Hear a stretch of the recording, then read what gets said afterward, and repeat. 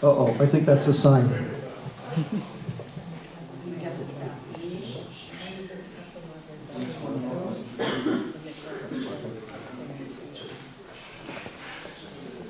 Well, good evening, folks. It's so nice to be back. It's unusual because we're usually here in March with our big group, but this is a really nice event, and I'm looking to do more things just with Max Rowland here, who's originally from here, from Boulder. That's it. And yeah, so we have a different kind of program now. You know, you might be familiar with us doing our Irish stuff, so we have a whole bunch of different sorts of things, including some of that. Some pieces from England, and from Scotland, and from here. And, oh, that's actually... Plenty from here. Max has gotten into Long Island-specific music. And there are a couple of great collections of music Max has been doing research in. So we'll do a couple of those for you. But let's start out with something...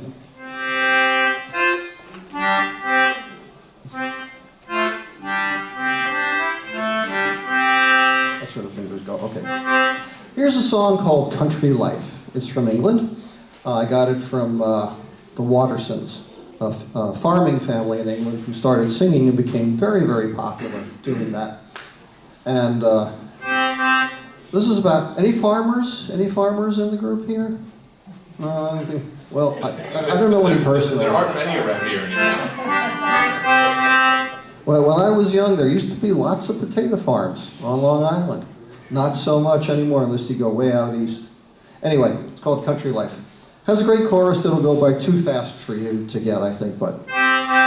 Well, actually, it starts with the chorus, which goes like this. I like to rise when the sun she rises early in the morning. And I like to hear them small birds singing merrily upon their leyland, and hurrah for the life of a country boy, and to ramble in the new old hay. Got it?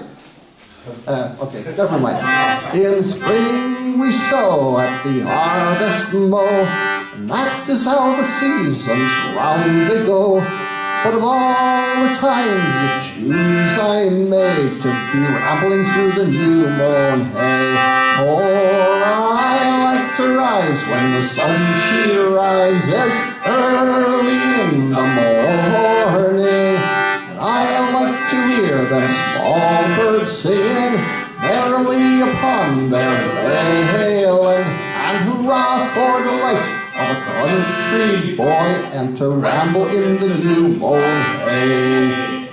In winter when the sky is gray, we hedge and we ditch our times away, but in the summer when the sun shines gay, we go rambling through the new mown hay. For I like to rise when the sun she rises early in the morning. I like to hear them small birds singing merrily upon their leyland, and hurrah for the life of a country boy, and to ramble in the new mown hay.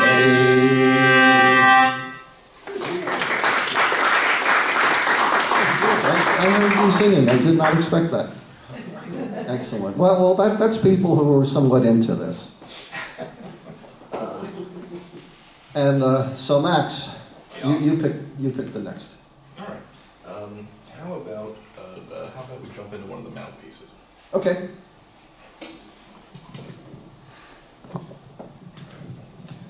So Max is going to set up to do a piece by William Sidney Bout, if I get that right. Yeah, this is this piece is in the William Sidney Mount collection, which currently resides in the Long Island Museum in Stony Brook. Which one? Which one? His unnamed number 6. Okay. And this is William Sidney Mount's unnamed number 6. He was very, very good at writing tunes. He was very, very good at writing down other people's tunes. Not so good at naming them. Well, that's like me. I can't name any of my stuff. I think I was doing that with this, wasn't I? I think so. Yeah, okay. We'll try that. We tried that for the first time last night, so. Just want to double check this. Oh yeah, we're way up there.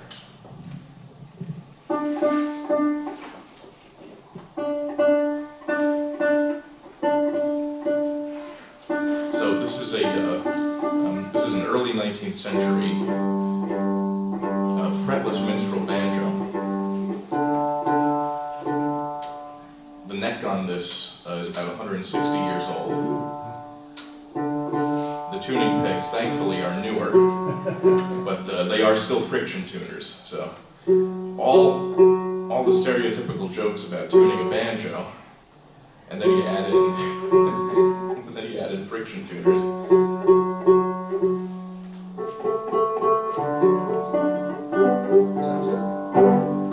Nice. Okay. So in the early to mid 19th century, this is what banjos typically looked like. They had no frets on the neck at all. They were traditionally strung with gut strings made from animal intestine, and because of that, they were tuned several steps lower than a modern banjo, which is why this has such a non-banjo-y kind of sound, and the style of playing is completely different, and it might as well be an entirely different instrument. but this is just what the banjo was.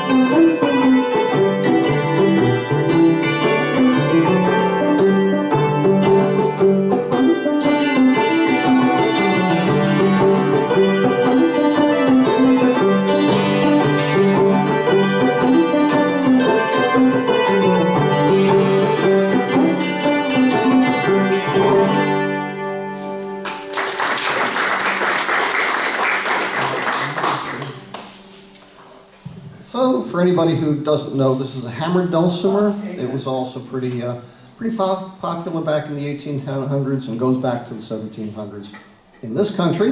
And before that, it had like a 5,000-year history in the Middle East and up in Europe.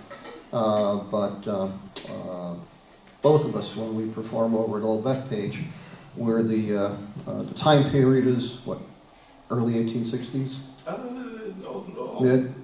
Old Bethpage is kind of 1830s through 1850s. Okay. Until the Civil War people show up, and yeah, then it's 1860s, because that's just how that works. So both these instruments fit into that. Unless the colonial people show up, in which case it's way, way earlier. We cover a very broad range at Old Bethpage. I'm going to get a cheat sheet out here, because, oh, wait a minute. Yeah. Okay. There's a song that I do with Maria Fairchild, one of our friends who's into this, plays with us sometimes and sometimes not. A song called Blackjack Davy. And I found out that I could actually do that by myself. Well, sort of by myself. And I'm going to do that with my new friend. What's your key for this? It's going to be, I think I just changed that. Changing keys last minute, are we? Oh, no, you can't lose. No, I think I did. So, yeah, it's going to be an E.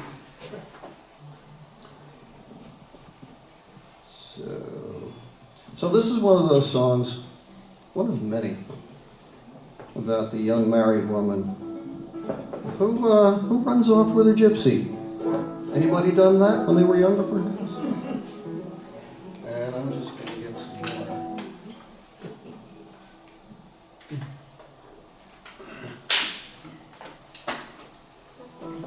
So this is my new friend. I like to think of it as a cittern because it is, which is basically an old-fashioned style of mandolin. Notice the neck is pretty long. So it's very similar to an octave mandolin, which is a mandolin tuned an octave down, but a little bit different. So it's sold as an Irish bouzouki.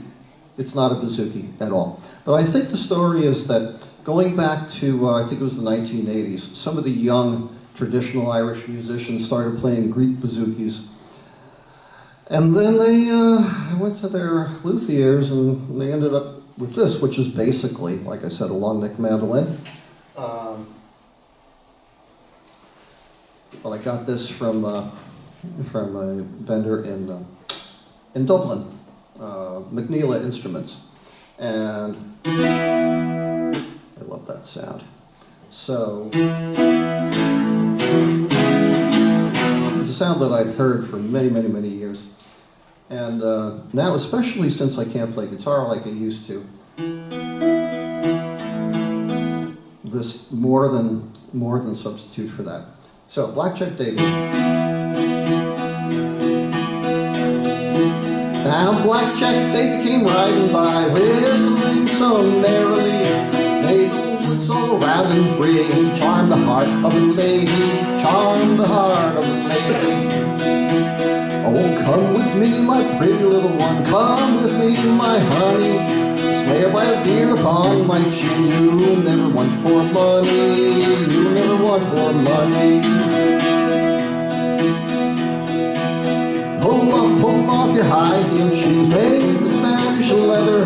Put on your low heel boots, and we'll ride off together, we'll ride off together. Well, she pulled off her high heel shoes, made of Spanish leather. She jumped behind him on his horse. They rode off together, they rode off together.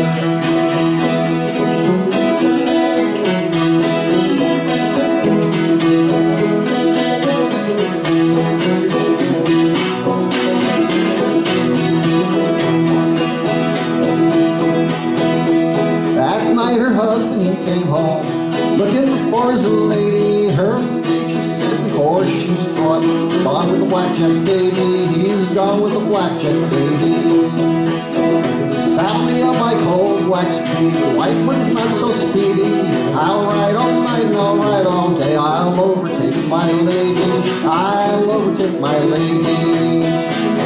He rode all night and he rode all day, till he came to a river raging. There he found his darling bride in the arms of Blackjack Davy, arms of Blackjack Davy.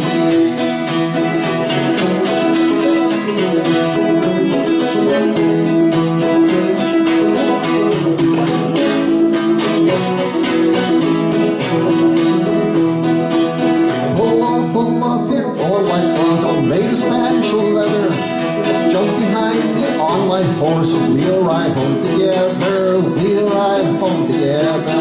Well, she pulled off her long black gloves, made of Spanish leather. She gave to him her her lily white hand and said goodbye forever, said goodbye forever. Would you forsake your house and home? Would you forsake your baby? Would you forsake your husband, dear, and go with that blackjack lady? Oh, the blackjack lady.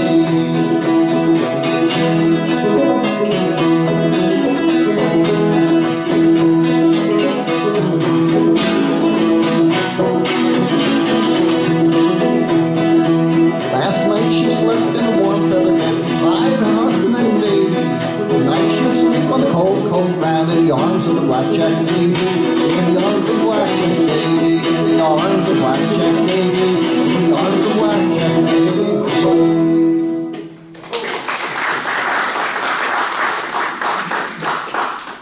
So this came in last March at the end of our Irish concert season.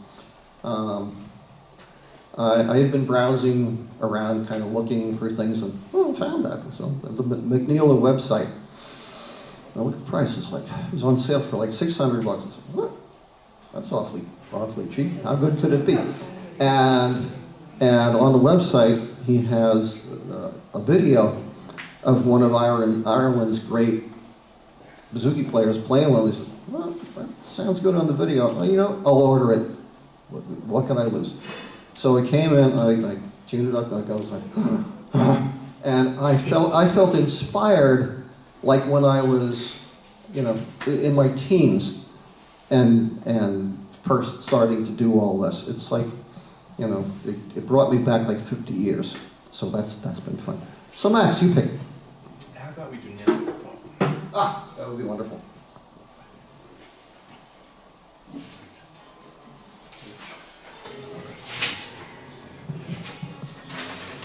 So this is a fun little song from the mid 19th century Northeast here, and it's about a subject which I'm sure everyone in the audience can relate to: a boat building venture gone very wrong. We're all Belport people. We've all tried to build a boat and screwed it up at some point, right? Yeah. Remind me of the key. C. Okay.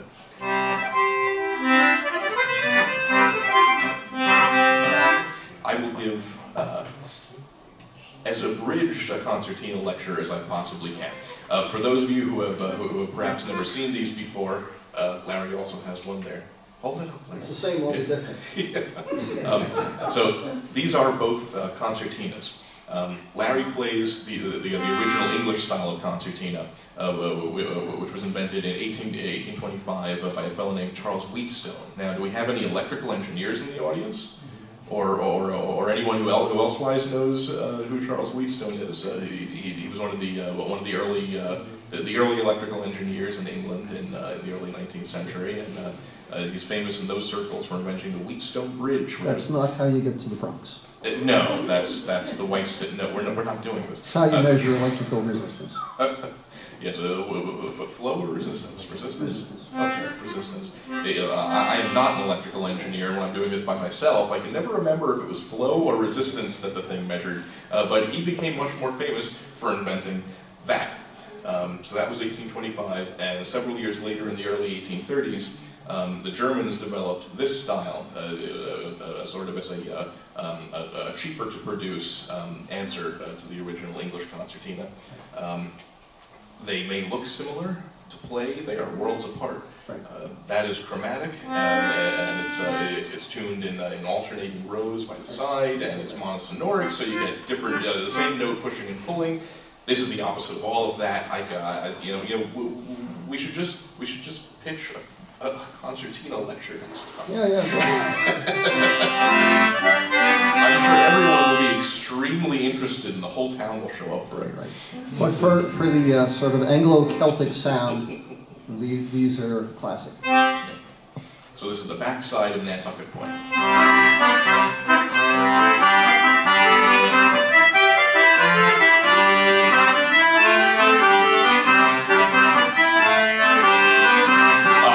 Old Uncle Sam built a sloop in the shape of a pram on the backside of Nantucket Point.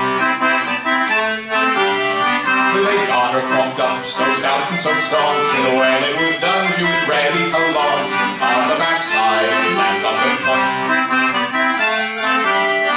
Then Uncle Josiah says, he said, we'll go up to town for a run with the rum. But a run with the rum soon turned into another. Before very long they were 3 sheets together on the backside of Nantucket Point. Around launching time they were in for some fun, so down to the beach all the women did run on the backside of Nantucket Point. There was Polly and Judy and Trudy and Sue, and a vast many others that none could outdo on the backside of Nantucket Point. There was Tabitha Bunker and Abigail Keys. Poor Aunt Josiah was weak at the knees, but mothers and daughters and sweethearts and wives all hurried out for the time of their lives on the backside of Nantucket Point. The sloop was launched and got underway, but Uncle soon found that the thing would misstay on the backside of Nantucket Point. He pulled on the helm to wear her around, but when she tried over, she struck the hard ground on the backside of Nantucket Point. Now Uncle Josiah was all in a fret, a fiery beach taken in Old Neptune's net. Uncle Josiah says he understands, for 1,000 such sloops I don't give a damn on the backside of Nantucket Point. They call for all hands to man them a boat, to take out an anchor and drag her afloat on the backside of Nantucket Point. But Uncle Josiah did swamp her and swore he wished the damn vessel had rotted ashore on the backside of Nantucket Point. But they got her into the harbor snug, moored as safe as a bug in a rug. And Sam and Josiah, they scrambled ashore, feeling damned if they'd ever build sloops anymore on the backside of Nantucket Point. On the backside of Nantucket Point.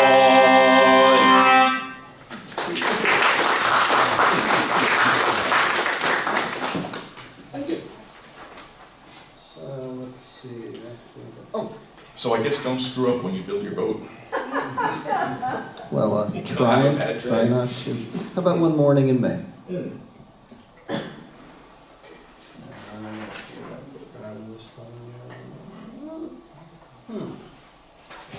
Probably D, but it could be C. Oh boy. That doesn't help me much, Larry. Let's call it C. Okay. So we did a show years ago. Anybody remember Jean Ritchie? You guys? Yeah. We did a show at the Port Washington Library. She was originally from Kentucky. She lived in Port Washington for many years and became a quite significant person in the art scene over in Port Washington. And she used to give a concert every year. And she passed away, and they wanted to do a memorial concert, and I was connected with them. They said, we can do that. So Fiddlers Green put together a Jean Ritchie memorial show. Yeah, we went from traditional Irish to a traditional Appalachian in record time. Mm-hmm. Came off pretty well. I think really, in fact, that's a show we should take around. We should do that again. One song she used to do was about a soldier and a lady. Her title is One Morning in May. And some years later, James Taylor did it and got it kind of popular on the radio. Nice when that happens. Yeah, anyway.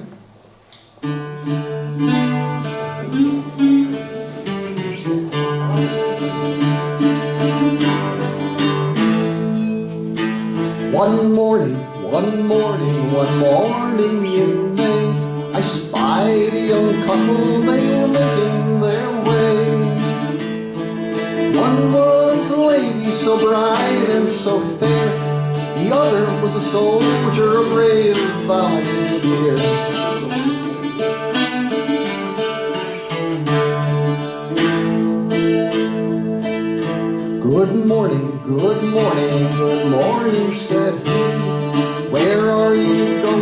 my pretty lady. I'm a-going out walking by the banks of the stream to see the waters gliding, hear the nightingales sing.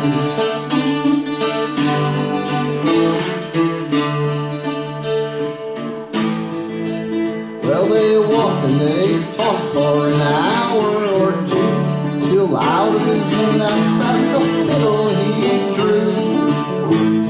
The tune that he played made the valleys all ring. Hark, hark, cried the lady, hear the nightingale sing.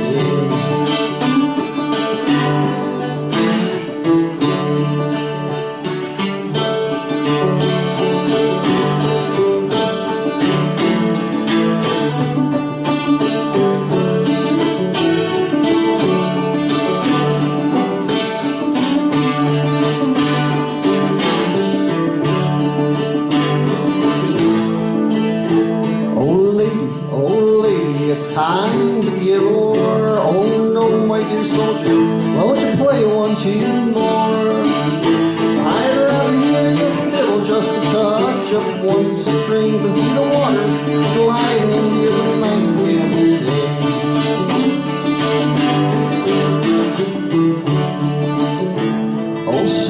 Oh soldier, would you marry me?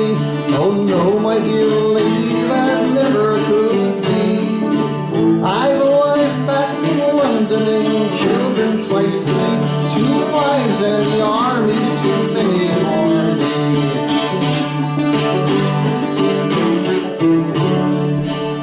I'll go back to London, I'll stay for a year. It's often I'll think of you, my little dear. If ever I return, it'll be in some spring, to see the waters gliding and hear the nightingale sing. To see the waters gliding and hear the nightingale sing. So you probably heard some version of that. So Max, Why don't we do another mount tune? Which? Chef Jones. okay, we'll do that with this. So this is another tune from the William Sidney Mount collection. It's called the Chef Jones Hornpipe. And anyone who's driven around up on the North Shore may have run into a Chef Jones Lane, Off 25A. and a Chef Jones house, and they've got all sorts of Chef Jones stuff going on up on the North Shore. And the reason for that is that in the early 19th century, Chef Jones was a very, very popular guy. He was William Sidney Mount's second cousin. And he ran a general store, I believe, and he was most known for being an incredible fiddler. He was also known for being incredibly unreliable.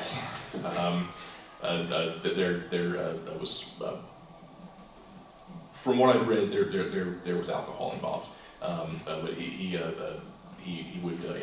would be called up to play a dance. And he would potentially get so drunk just on the way that he wouldn't even make it there. He would pass out on the side of the road somewhere and not even to make it to to where he was supposed to be.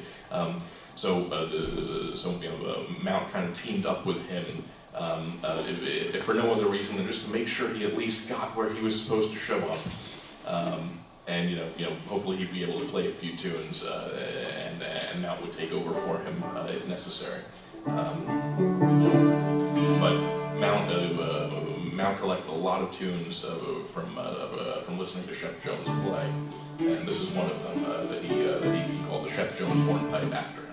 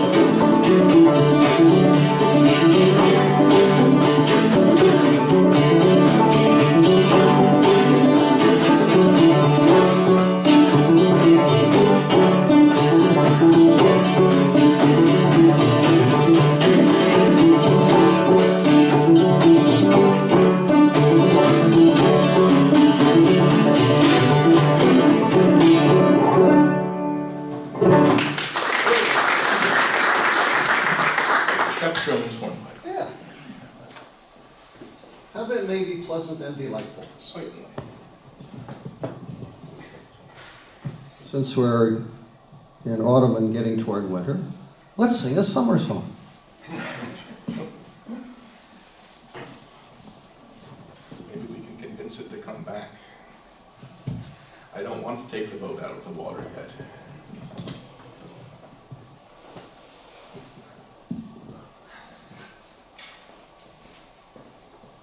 So this is definitely a nautical song. I don't know if sailors ever would have sung it, but it's about the subject.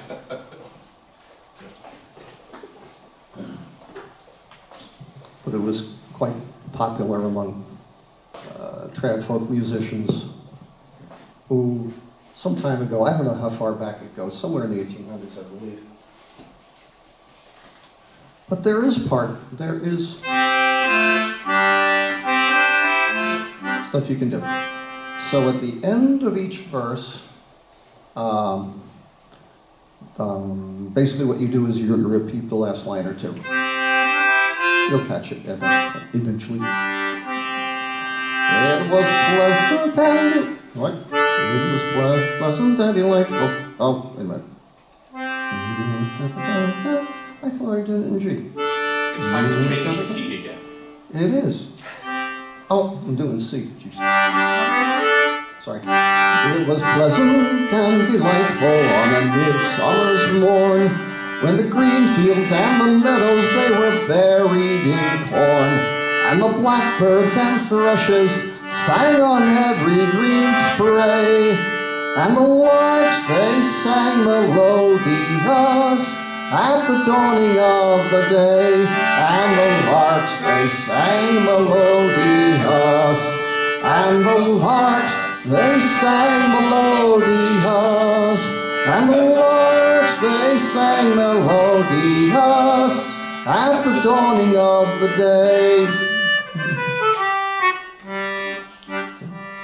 Now a sailor and his true love went a-walking one day. Said the sailor to his true love, I am bound far away.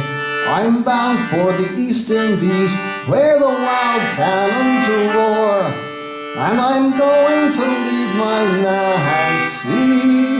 She's the girl that I adore, and I'm going to leave my Nancy, and I'm going to leave my Nancy, and I'm going to leave my Nancy.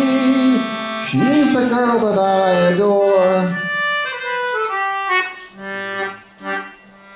Then the ring from off her finger she instantly drew, saying, take this, dearest William, and my heart will go too. As he was embracing her, tears from her eyes fell, saying, may I go along with you? Oh no, me love, farewell, saying, may I go along with you? Saying, may I go along with you? Saying, may I go along with you? Oh no, me love, farewell. Said the sailor to his true love, I must be on my way, for our topsails they are hoisted, and our anchors are weighed. Our big ship lies waiting for the next flowing tide, and if ever I return again, I will make you my bride, and if ever I return again, and if ever I return again, and if ever I return again, I will make you my bride.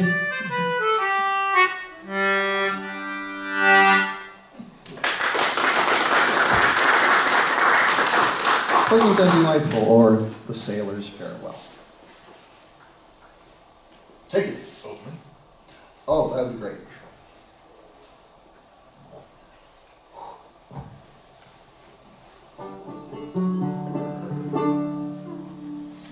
All right. raucous and rollicking song now. Once I get the smudge off of this. Yes, yes. The glasses must first be cleansed. And, Smudges. so this song is from the 1840s. It was written here in the northeastern United States. The subject matter is the flatman, the flat boatman on the Ohio River. The flatboat, Yes, the flat boat. not man. the flat boatman. No, The flatboat.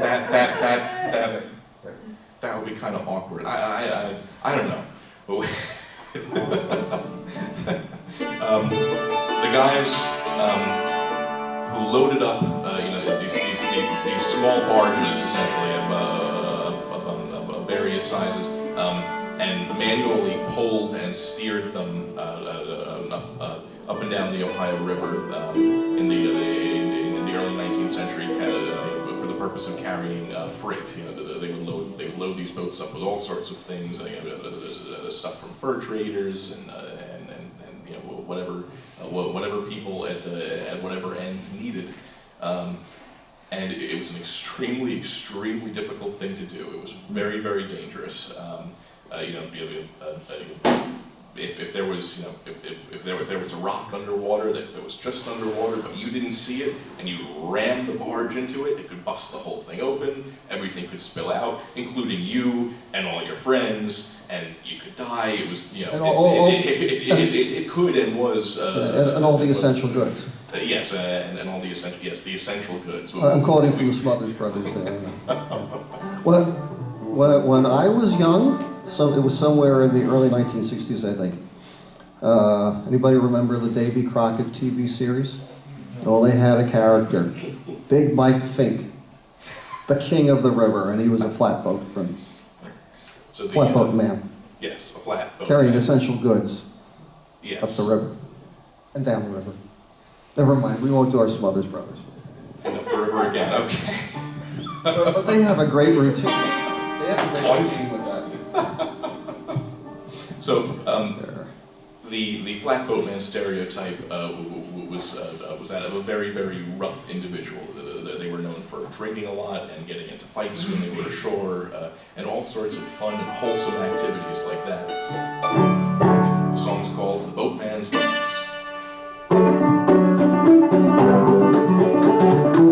Oh, high road, boatman go, boat down the river on the Ohio. A boatman dance, a boatman sing, the boatman up to everything.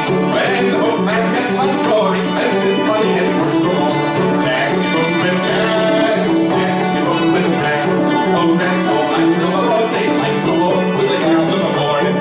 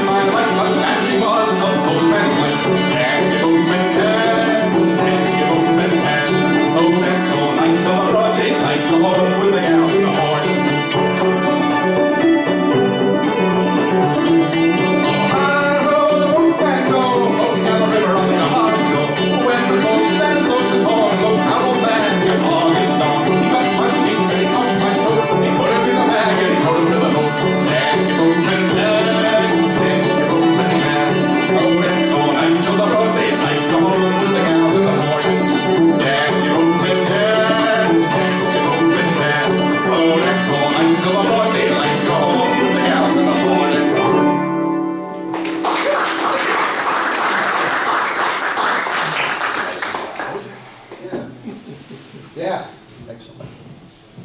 I think I might like to maybe do Quare Bongo Rhyme. Sure. How about that? You know, they used to take those boats all the way down to New Orleans. Yep. Highway to the Mississippi. Mhm. And Right. the water only went one way. So Well, that's when a they got problem. down there, they took the boats apart and sold for a moment. That's a freebie. Oh, good.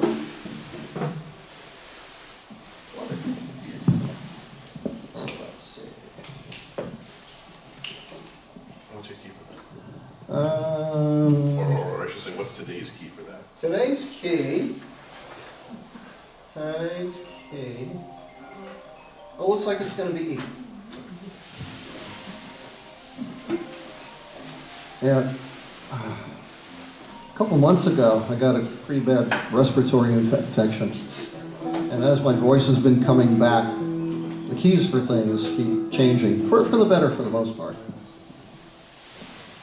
Anyway. Well, I forget who I first heard do this song.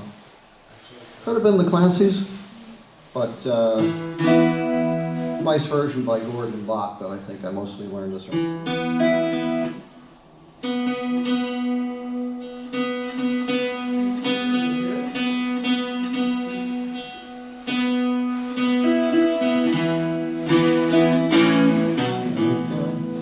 That'll work.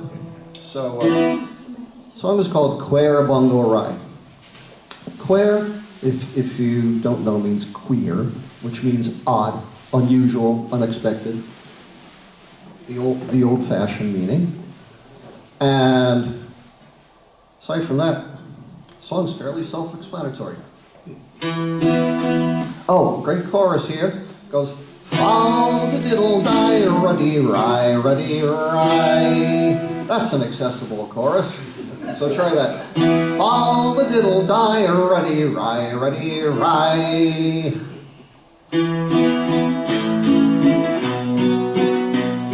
Jack was a sailor and he strolled into town. She was a damsel, she skipped up and down. Said the damsel to Jack, and she passed him by, "Would you care for to purchase some old bongo rye, ruddy rye?" Fall the diddle die, ruddy rye, ruddy rye. Jack gives her a pound. He thought nothing strange. "Hold the basket, young lad, while I run for your change." Jack peeped in the basket. "Child, did you spy? I'll be damned," did he cry. "This is Quare Bongo Rye, ruddy rye." Oh, wait a minute. No, wait. Verse 2. Skip the verse. Said Jack to himself, "What might this be but the finest of whiskey from far Germany?" Doesn't make sense unless you sing that one. Smuggled up in a basket, sold on the sly. The name that he goes by is Old Bongo Rye, ruddy rye. Fall the diddle rye, ruddy rye, ruddy rye. Now, says Jack to himself, "What might this..." I just did that one. Didn't I? Maybe not. Said Jack to himself, "What might this be with the finest of whiskey from far Germany?" Snowed them up in the basket, sold on the slide. The name that goes by is Old Bongo Rye, ruddy rye. Found the old rye, ruddy rye, ruddy rye.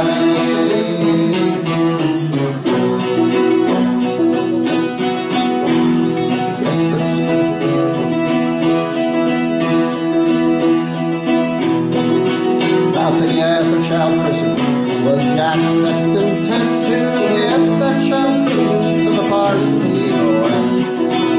Said the parson to Jack, "What will you go by?" And did he cry, calling Quare Bongo Rye, ruddy rye. Follow the diddle die, ruddy rye, ruddy rye.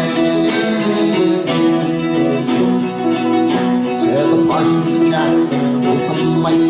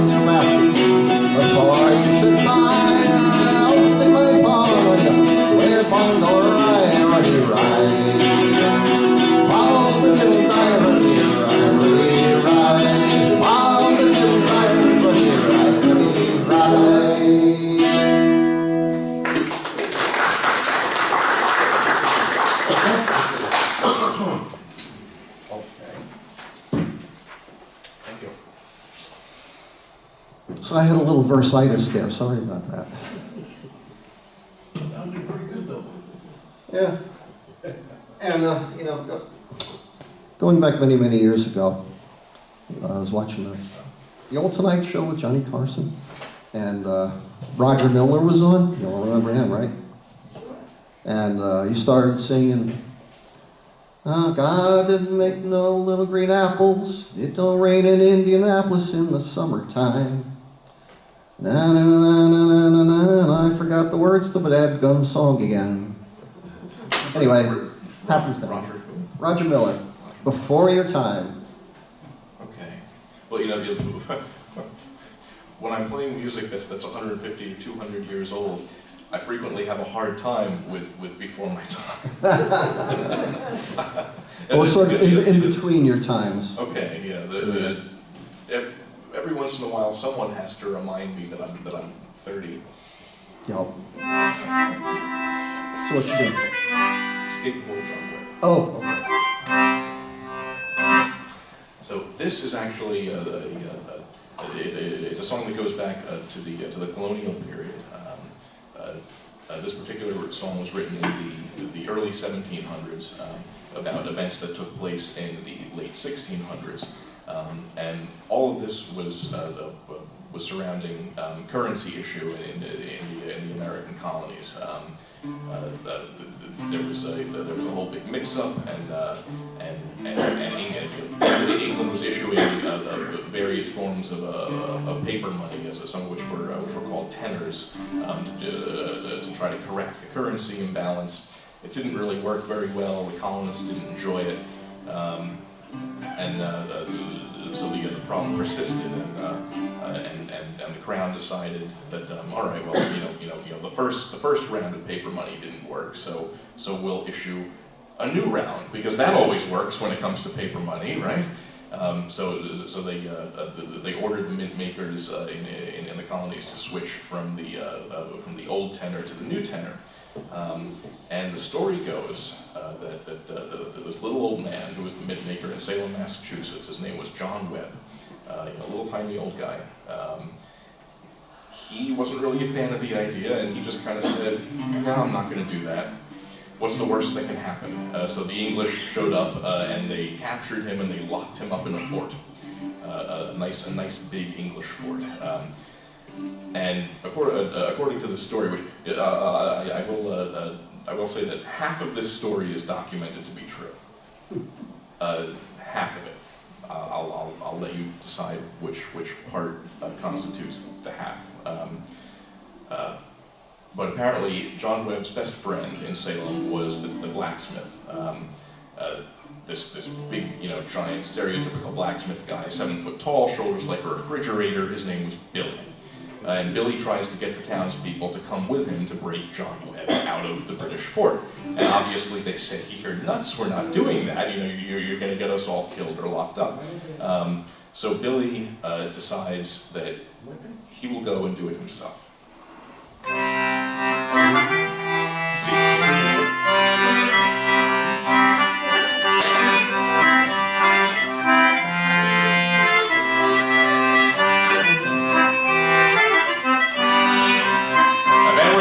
To guard the British ranks, and 4 to watch the town about, and 2 to stand at either hand, and 1 to let old tenor round.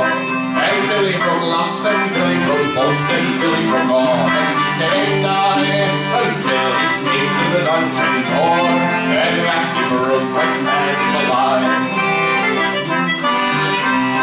There was 80 weight of Spanish iron between his neckbone and his knee, but Billy took Johnny up under his arm and carried him away right manfully. And Billy broke locks, and Billy broke bolts, and Billy broke all, and he came nigh until he came to the dungeon door, and that he broke right man alive. So they stole them a horse, and away they rode, and flew, but they rode gallantly until they came to a river wide, a river run both wild and free. And Billy broke locks, and Billy broke bolts, and Billy broke all, and he came nigh until he came to the dungeon door, and that he broke like man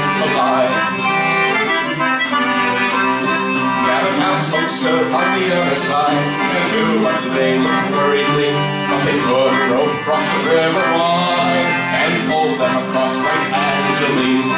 And Billy rode locks, and Billy rode bolts, and Billy rode all that he came nigh, until he came to the dungeon door, and that broke right band alive. Oh Billy, the sheriff cried, you're the damnedest rascal I ever did see. Now give me back the iron you stole, and I will set you prisoner free. And Billy rode locks, and Billy rode bolts, and Billy rode all that he came nigh, until he came to the dungeon door, and that broke right hand alive. Oh no, this never can be. This iron I'll not return to thee. This iron will do our horses to shoe, or the blacksmith rides in our company. And Billy rode locks, and Billy rode bolts, and Billy rode all, and he came nigh, until he came to the dungeon door, and that he broke right hand alive. So they called for them a room to dance, and do what they danced cheerfully. And the very best dancer amongst them all was old John Webb, who was just set free. And Billy rode locks, and Billy rode bolts, and Billy rode all, and he came nigh, until he came to the dungeon door, and that broke right band alive. And Billy rode locks, and Billy rode bolts, and Billy rode all, and he came nigh, until he came to the dungeon door, and that broke right band alive.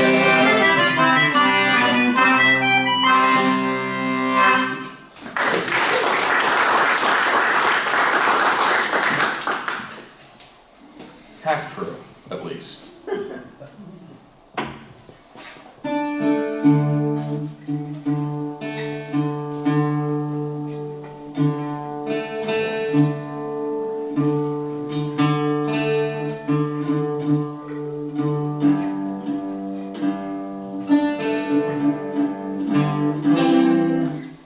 All right. Tell a story. This needs some attention. Tell a story. What are you going to play next? I was thinking maybe the Darby Ramble. Darby Ram, okay. Well, I don't know the story of the Oh, no. There's something about going to I had no idea that I was supposed to practice my stories. Well, this one that I will do once I fix this thing is supposedly George Washington's favorite song, so they say. Allegedly. Allegedly, that's right. So is it.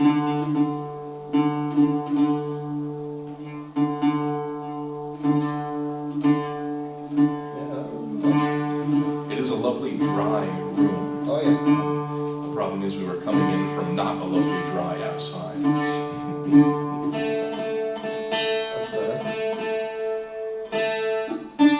better. That's okay. Still sharp.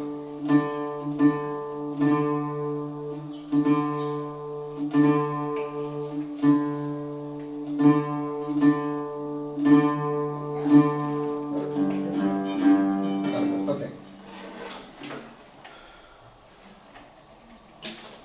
Did you C today? I think maybe. Well, what did I say on there?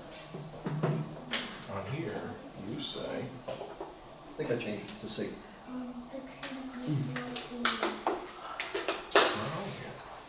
You'll see Oh, this. yes, it is. Oh, it's under T for the. Yes, well, Right.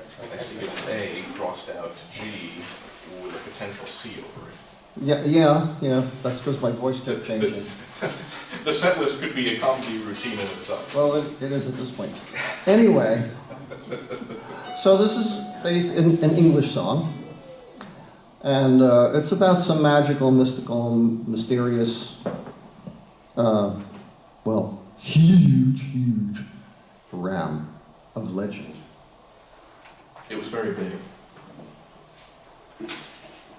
And it has a chorus for you. So, oh, that's right. I was going to go to C. Let's see. That's okay.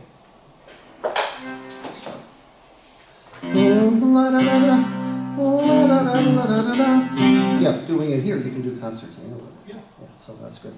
So the chorus is, hey ringle dangle, hey ringle day. It was the biggest ram, sir, that ever was fed on hay. So that's your part. Well, it's English, it's silly. Almost like, you know, by definition. So, let's see. Too close there.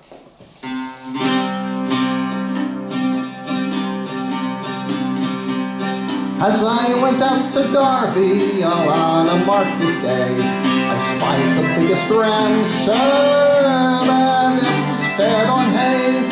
Hey, ringle dangle, hey, ringle day. It was the biggest ram, sir, that was fed on hay. Now the horns upon this ram, sir, they reached up to the moon. The lad went up in April and didn't come down till June. Hey, ringle dangle, hey, ringle day. It was the biggest ram, sir, that was fed on hay. Now the fleece upon this ram, sir, reached up to the sky. The eagles made their nests there, you can hear the young ones cry. Hey, ringle dangle, hey, ringle day. It was the biggest ram, sir, that ever was fed on hay. Now all the boys of Derby came begging for his eyes to kick around the streets, boys, 'cause they were football size. Hey, ringle dangle, hey, ringle day. It was the biggest ram, sir, that ever was fed on hay. Now all the women of Derby came begging for his ears to make them leather aprons that would last them 40 years. Hey, ringle dangle, hey, ringle day. It was the biggest ram, sir, that ever was fed on hay. It took all the boys of Derby to carry away his bones, all the maids of Derby to roll away his stones. Hey, ringle dangle, hey, ringle day. It was the biggest ram, sir, that ever was fed on hay. Now the butcher that killed this ram, sir, was up to his thighs in blood. The boy that held the basin was washed away in the flood. Hey, ringle dangle, hey, ringle day. It was the biggest ram, sir, that ever was fed on hay. And now my song is over, got no more to say. Just give us eggs and brandy, and we'll be on our way. Hey, ringle dangle, hey, ringle day. It was the biggest ram, sir, that ever was fed on hay. Hey, ringle dangle, hey, ringle day. It was the biggest ram, sir, that ever was fed on hay.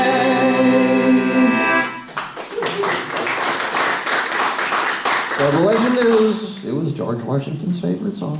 Who knows if there's any truth in that whatsoever.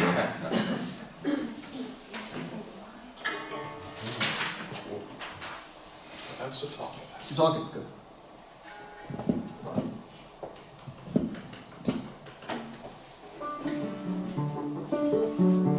Now, is this one? This one's also from Mount, correct? Oh yeah. So this is yet another William Sidney Mount tune, named after his hometown of Setauket. About to get back in D again. Indeed.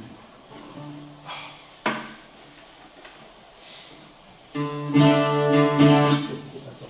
Good.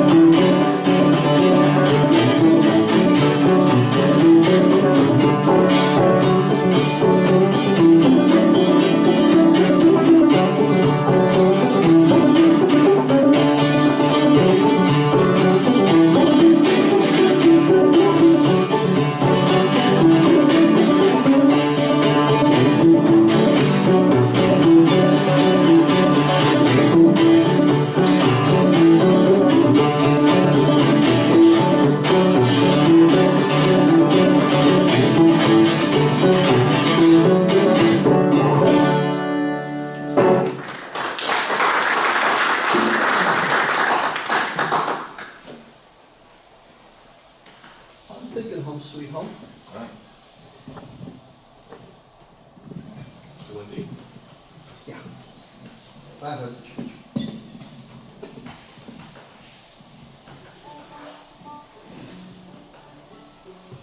So a bunch of years ago, I had been at the time a member of the Unitarian Fellowship up in Huntington. And I was asked if I might do a musical program on the theme of home and sense of place. I thought that would be interesting, so I went and did some research. And I found a few things, but the main thing I remember from that is discovering how wonderful that old classic song, Home Sweet Home, is. And I think it's the kind of thing that people my age growing up probably remember one or two lines. But the whole thing is really quite wonderful, so I'd like to do it together as a great chorus.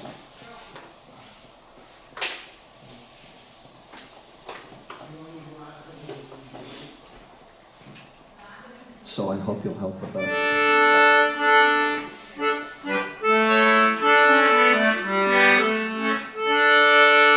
The chorus goes, home, home, home,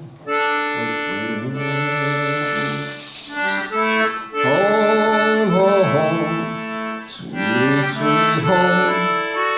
There's no place like home, there's no place like home.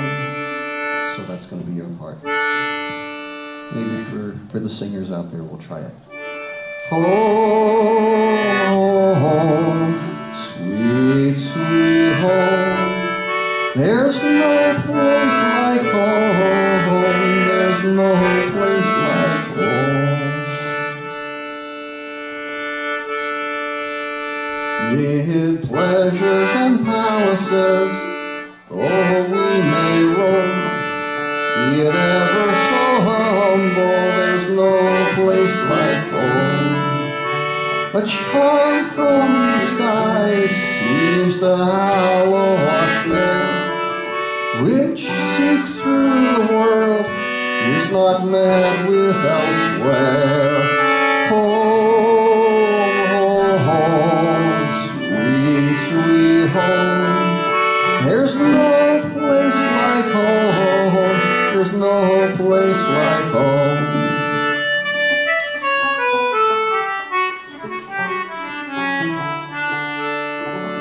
I gaze at the moon as I tread the dreary wild, and I feel that my mother now thinks on her child, as she looks at that moon through her own cottage door, through the woodbine whose fragrance shall cheer me no more.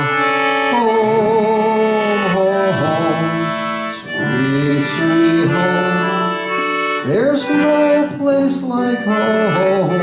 There's no place like home.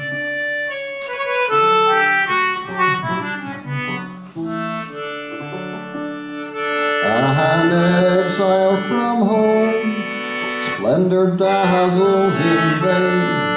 Oh, give me my lowly thatched cottage again.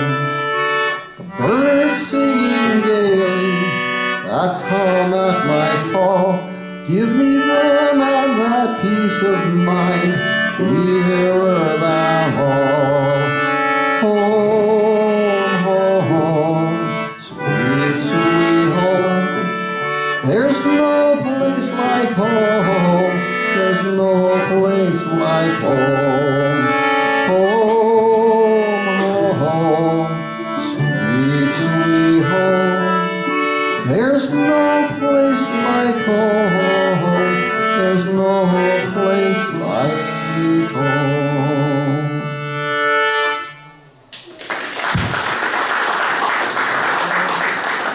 So that song was huge in the United States from around 1820-ish through the Civil War, and people even sort of vaguely remembered it back when I was young in the 1950s and 60s. There's a kind of an interesting story with a fellow named John Howard Payne, who who was born and grew up in Manhattan, and then his family moved out to East Hampton, and there's a house in his memory out there, John Howard Payne House. Anyway, he wanted to be a theater person. And in 1812, he sailed off to England to make it in the music world, and it was 1812, so what they did, they threw him in jail. It was 1812. But they realized he was just a harmless nut, so he got loose. And he hooked up with the most popular composer at the time, Henry Bishop, and they wrote an operetta. Home Sweet Home was the showstopper of the opera, and people would have them sing it 5, 6, 7 times over and over again. People used to do that years ago. And the song over here in America was extremely popular. Then it got to the Civil War. And what I remember reading, Max is the expert, he can correct me if I'm wrong, but in some companies the commanders would forbid the men to sing the song because it would make them homesick. They might desert. Others said, you must sing that song because it would make them want to fight for home. Anyway, it does happen to be a great song. It is. It's an exceptional song. And now I think we have time for one more. Time just flew by. Yeah. So why don't we do Eel Spear? Oh, another Long Island song. Yeah, so this is a mid-19th century Long Island song. It was written by a man in Southold named Simon Sigmund Tannhauser, which I have to say slow, or else I will completely, twist my tongue up in my head, trying to say that name 5 times fast. He was a lawyer and very well traveled. And when you look at a lot of songs that were written on Long Island in the 19th century, a lot of them were written by lawyers. Maybe I don't know. Maybe they needed an escape from that line of work and took to songwriting and poetry because they all would have had the education to do that sort of thing back then, whereas not everybody did. So this song is specifically about spearing eels in the winter on Southold Bay. Doesn't get much more Long Island specific than that.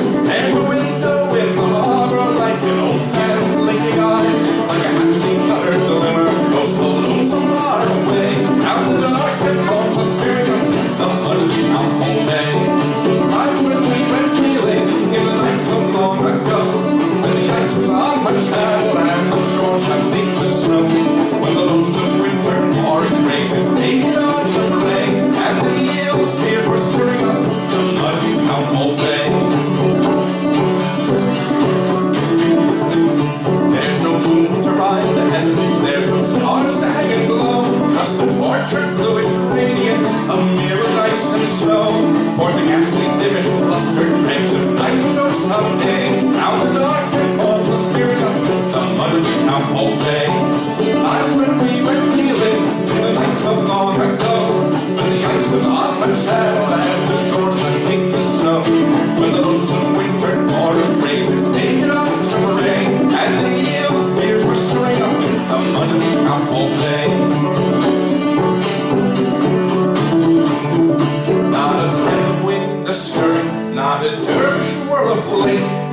soundings kept on booming when the frost cracks give and take. The soundings kept on thunder of the time was giving way, and the spears that drip and splutter up the mud of the scaffold bay. Times when we went wheeling in the nights of long ago, when the ice was on the trail and the shore suddenly was snow, when the lonesome winter forest raised its king on some play, and the eel spears were stirring up the mud of the scaffold bay, and the eel spears were stirring up the mud of the scaffold bay.